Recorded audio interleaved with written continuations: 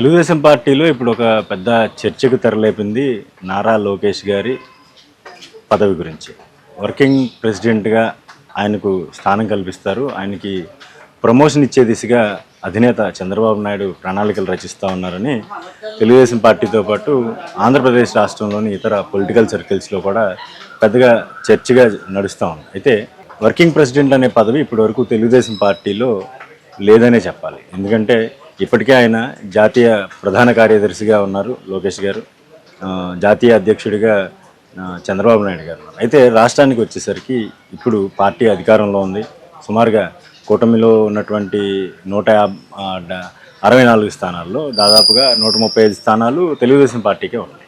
అయితే ఇప్పుడు లోకేష్ గారిని ఎస్టాబ్లిష్ చేయాలనేది సర్వత్రా అంటే తెలుగుదేశం పార్టీ యువ నాయకత్వాన్ని ప్రోత్సహించాలనే ఉద్దేశంతో తెలుగుదేశం పార్టీ కేడర్ అంతా కూడా లోకేష్ గారిని ప్రపోజ్ చేస్తున్న పరిస్థితి కనిపిస్తూ ఉంది. దీనికి అనుగుణంగానే చంద్రబాబు నాయుడు గారు కూడా ఒక పక్కా స్టెప్ తీసుకునే పరిస్థితులు కూడా కనిపిస్తూ ఉన్నాయి. అయితే నారా లోకేష్ గారు వర్కింగ్ ప్రెసిడెంట్ అంటే దాదాపుగా అధ్యక్షుడే, ఇంకా పార్టీ అధ్యక్షుడే. అయితే చంద్రబాబు నాయుడు గారు ఉండగా అధ్యక్ష పదవి ఆయనకి డైరెక్ట్గా కట్టుబెట్టడం అనేది సమంజసం కాదు. ఎందుకంటే ఒక పక్క మ్యాండేట్ అయితే తెలుగుదేశం పార్టీకి ప్రజలు ఇచ్చారు. ఈ నేపథ్యంలో ఆయన్ని కాదని ఇంకొక వ్యక్తికి ప్రెసిడెంట్ పదవి అనేది ఇస్తే అది సూట్ అయ్యే పరిస్థితి కాదు. కాబట్టి జాతీయ స్థాయిలో అధ్యక్షుడిగా ఉన్నాడు కాబట్టి చంద్రబాబు నాయుడు గారు లోకేష్ గారిని ఎలివేట్ చేయాల్సిన అవసరం. అయితే ఇదే రైట్ టైం. ఇప్పుడు కాకపోతే మరెప్పుడు అన్న డిమాండ్ అయితే తెలుగుదేశం పార్టీ నుంచి వినిపిస్తూ ఉంది.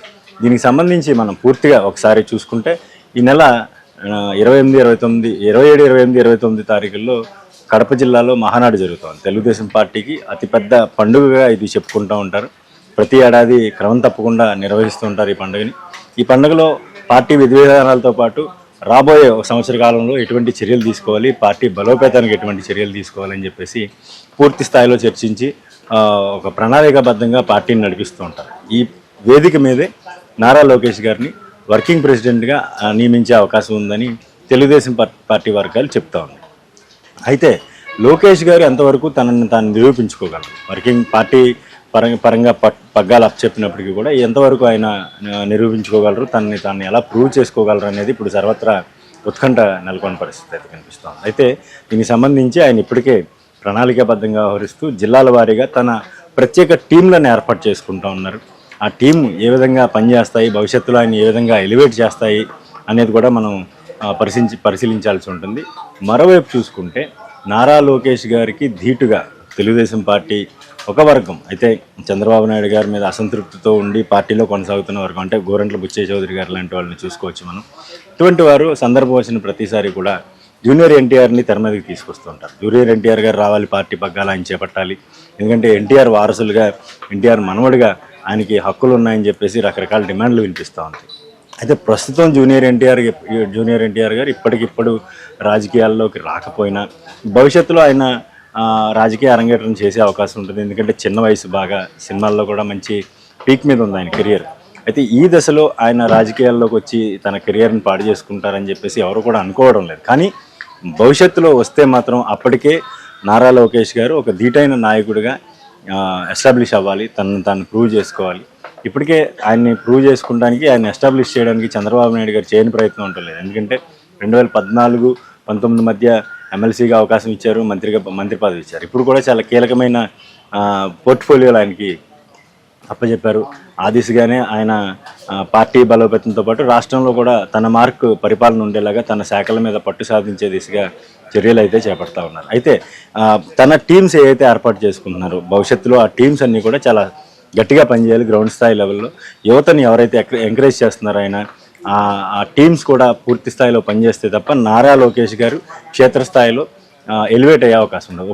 ఒక ఎగ్జాంపుల్ తీసుకుంటే మనం నారా చంద్రబాబు నాయుడు గారు ఎన్టీఆర్తో విభేదించిన తర్వాత, ఆయన పార్టీని హ్యాండ్ ఓవర్ చేసుకున్న తర్వాత ఎటువంటి ప్రణాళికాబద్ధంగా వ్యవహరించారనేది ఇక్కడ మనం పరిశీలించుకోవాల్సి ఉంటుంది. అయితే ఇదే ఆలోచన, ఇదే ప్రణాళిక లోకేష్ గారికి ఉంటుందా అంటే చెప్పలేము మనం. ఎందుకంటే చంద్రబాబు నాయుడు గారి ఆలోచన ఒకలా ఉంటుంది, నారా లోకేష్ గారి ఆలోచన ఒకలా ఉంటుంది. అయితే దాన్ని ఏ విధంగా ఇంప్లిమెంట్ చేసుకుని తాను ఎస్టాబ్లిష్ చేసుకుంటుందో పాటు రాష్ట్ర భవిష్యత్తులో ఎటువంటి సుస్థిర స్థానం ఆయన నిలబెట్టుకుంటారనేది కూడా ఇప్పుడు చర్చనీయాంశంగా మారింది. మరోవైపు చూసుకుంటే గత 4-5 నెలల క్రితం నారా లోకేష్ గారికి డిప్యూటీ సీఎం పదవి ఇవ్వాలని చెప్పేసి తెలుగుదేశం పార్టీతో పాటు ఇటు జనసేన కూడా రెండు వర్గాల మధ్యన ఘర్షణగా కూడా ఈ సిచ్యువేషన్ తలెత్తిన పరిస్థితిని మనం చూసాం. అయితే ఇటువంటి సిచ్యువేషన్లో నారా లోకేష్ గారిని ఎలివేట్ చేయాల్సిన అవసరం అయితే చంద్రబాబు నాయుడు గారు ఖచ్చితంగా ఉంది. ఈ నేపథ్యంలోనే ఇటు ప్రభుత్వంలో కీలకమైన పాత్ర ఇవ్వకపోయినా పార్టీలో చాలా కీలకమైన బాధ్యతలు అప్పచెప్తే దాని ద్వారా నారా లోకేష్ గారు తనని తాను ప్రూవ్ చేసుకునే అవకాశం ఉంటుందని భావించినట్టున్నారు చంద్రబాబు నాయుడు గారు. ఈ నేపథ్యంలోనే ఆయనకి ఒక కీలకమైన బాధ్యతలు అప్పచెప్పే దిశగా కూడా అడుగులు పడుతూ ఉన్నాయి. అయితే దీని అంతటికి కారణంగా దీని అంతటిని విశ్లేషించుకుంటే ప్రస్తుతం చంద్రబాబు నాయుడు గారు చాలా ఆరోగ్యంగా ఉన్నారు, యువకుల్లా పనిచేస్తూ ఉన్నారు, పార్టీ కూడా అధికారంలో ఉంది. అన్ని విధాలు అంటే అటు పార్టీ పరంగా గాను ఇటు ఆరోగ్యపరంగా కూడా ఆయన చాలా హెల్దీగా ఉన్నారు, చాలా స్ట్రెంగ్తో ఉన్న పరిస్థితి మనం చూస్తూ ఉన్నాం.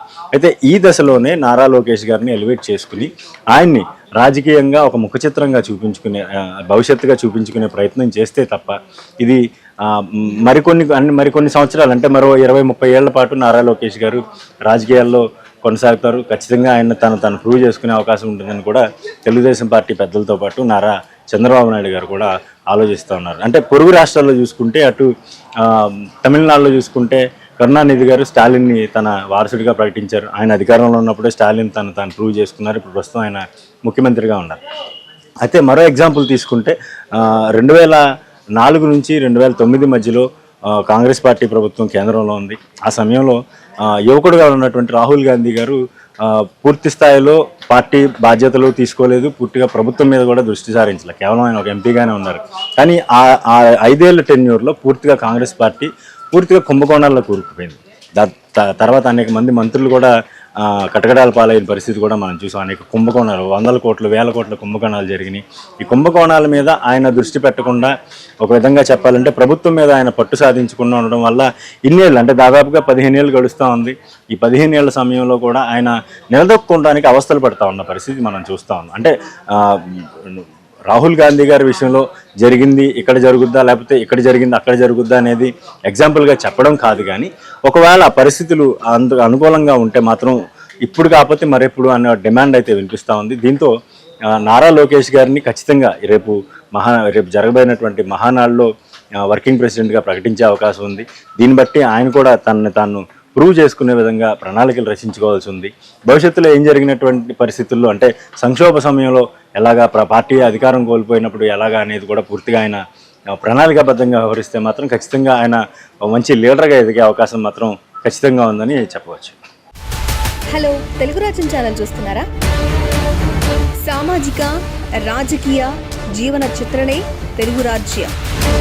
అతిశయోక్తులు అసత్యాలు ఉండవు. రాజకీయ కోణం కాదు, ప్రజా కోణమే కొలబద్ద.